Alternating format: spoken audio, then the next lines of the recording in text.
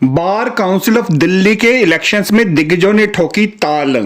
वर्तमान समय में वकालत एक ऐसा प्रोफेशन बन चुका है जिसमें पदार्पण कर युवा वर्ग समाज को न्याय दिलाने की दिशा में प्रशस्त है।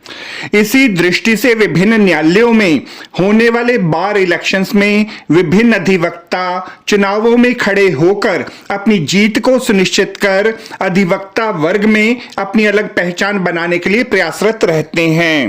इसी दृष्टि से बार काउंसिल ऑफ दिल्ली के चुनावों का भी अपना महत्वपूर्ण स्थान रहा है। विदित रहे कि बार काउंसिल ऑफ दिल्ली के चुनावों के लिए मतदान करने की व्यवस्था दिल्ली उच्च न्यायालय में ही रहेगी।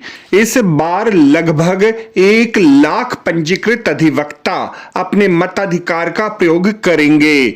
बीसीडी चुनावों में 5 महिला अधिवक्ताओं सहित कुल 23 अधिवक्ता बीसीडी मेंबर्स के रूप में चुनकर आएंगे। फरवरी माह की 21, 22 व 23 तारीख को होने वाले बीसीडी चुनावों में इस बार बड़ी संख्या में अधिवक्ता वर्ग के प्रतिनिधियों में बीसीडी मेंबर्स बनने की होड़ लगी है।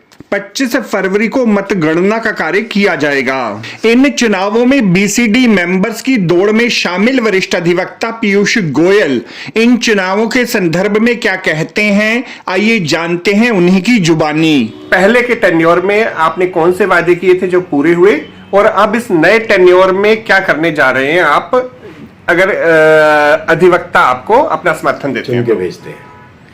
आपको बताना चाहूँगा, लास्ट इलेक्शन 2018 में हुआ था। मेरे बाबा जी के आशीर्वाद से मैं यंगेस्ट मेंबर बार काउंसिल चुना गया।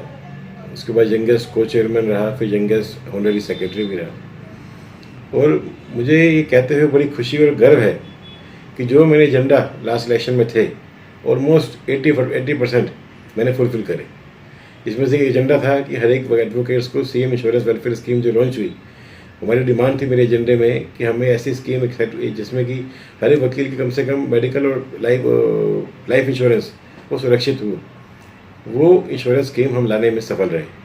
साथ साथ मेरे एजेंडे में था कि हर कोर्ट में 30 जारी की तरह बाकी सारे डिस्ट्रिक्ट कोर्ट्स में बार काउंसिल का फ्रंट डेस्क ऑफिस होना चाहिए, ताकि द्वारका से लेकर करकटुमा कोर्ट तक हर वकील को हाई कोर्ट या 30 या सिविल कोर्ट ना भागना पड़े।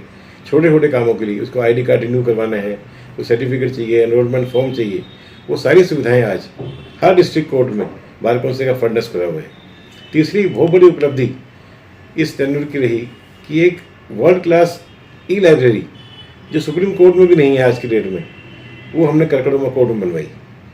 और मैं धन्यवाद करना चाहूँगा बार काउंसिल के सारे मेंबर्स का, जिन्होंने ये बात बड़े खुद ही अपने तरफ से उनका मन में रहा, भाव रहे उनके कि मेरे ग्रैंडफादर जो कि बार काउंसिल मेंबर रहे 92 में, उन्होंने उस लाइब्रेरी का नामांकन भी उन्हीं के नाम पे रखा, डॉक्टर डीपी गुप्ता ई लाइब्रेरी। तो प्रभु की कृपा से 80% हमने एजेंडा अपने फुलफिल करे।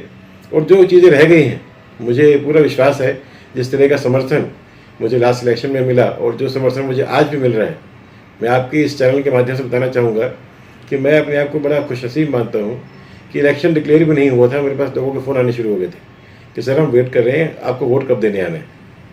आपने अननोन नंबर से भी हमारा फ़ोन उठाया, काम करे। जो बार काउंसिल के स्टाफ काम नहीं कर रहा था, अदर मेंबर्स हमारा फ़ोन नहीं पिक नहीं कर रहे थे, आपने अननोन नंबर पर फ़ोन उठाकर हमारे काम करवाए।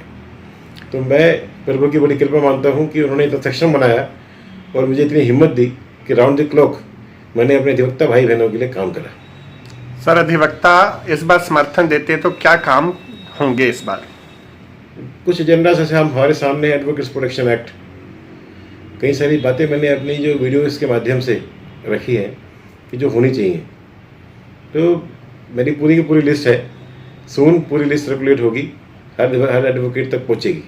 आपको हमारी यह रिपोर्ट कैसी लगी जरूर कमेंट करें, इस वीडियो को लाइक करें, हमारे चैनल दास्ताने इंद्रप्रस्थ को सब्सक्राइब करें ताकि हमारी सभी आगामी रिपोर्ट्स सबसे पहले आप तक पहुंच सकें। ब्यूरो रिपोर्ट दास्ताने इंद्रप्रस्थ।